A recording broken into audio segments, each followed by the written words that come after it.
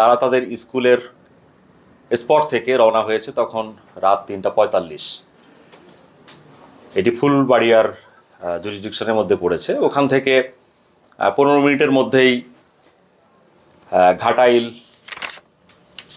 সাগরদিঘি রোডের ওই ঘটনাস্থলে এসে তারা দেখলো যে তাদের সামনে এটি গাছের গুঁড়ি ফেলানো এবং কিছু কতিপয় দুষ্কৃতকারী তারা বাসে কিছু মোবাইল, টাকা এবং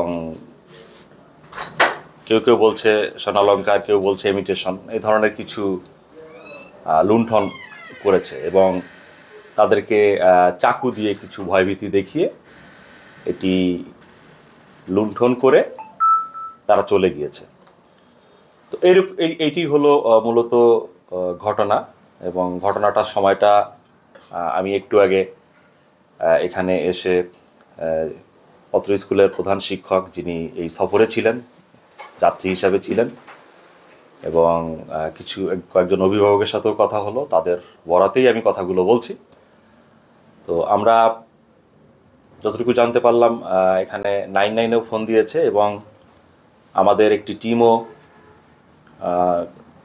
4:15-এর ভিতরে, 4:15 থেকে 20-এর ভিতরে আমাদের একটি টিমও চলে এসেছে এবং তারাই বললো যে এখানে একজন সাব ইন্সপেক্টর শহীদ নামে, তারা আইডেন্টিফাই করলো, উনি এসেছিলেন এবং তারা ঘটনাস্থল থেকে তার আগেই ঘটনা ক্লোজ করে তারা সরে গিয়েছে।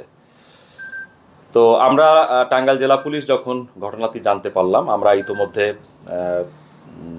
তাদের কাছ থেকে সকল বক্তব্য নিয়ে মামলা রুজুর অল্প সময়ের মধ্যেই মামলা রুজু হচ্ছে এবং আমরা আমাদের যে থানা পুলিশ এবং আমাদের যে টাঙ্গাইল জেলা পুলিশের যে শক্তির জায়গাগুলো আছে, আমাদের যে বিভিন্ন ইনফরমেশনগুলো আছে এবং অত্র থানা এলাকার যে বিভিন্ন ইনফরমেশনগুলো আছে, আমাদের যারা ইনফর্মার আছে বিভিন্ন জায়গায়, তাদেরকে আমরা ইতোমধ্যে অ্যাক্টিভেট করেছি এবং আমরা তথ্য প্রযুক্তিকে কাজে লাগাচ্ছি। দেখা যাক, আলহামদুলিল্লাহ আমরা টাঙ্গাইল জেলা পুলিশ যে কোনো চ্যালেঞ্জ নেওয়ার জন্য প্রস্তুত আছি। আপনারা দেখেছেন ইতিপূর্বে মির্জাপুরে একটি বাস ডাকাতির ঘটনায় আমরা খুব অল্প সময়ের মধ্যে চেষ্টা করেছি দেশবাসীকে স্বস্তি দেওয়ার, সেই মেসেজগুলো আপনাদেরকে আমরা দিয়েছি।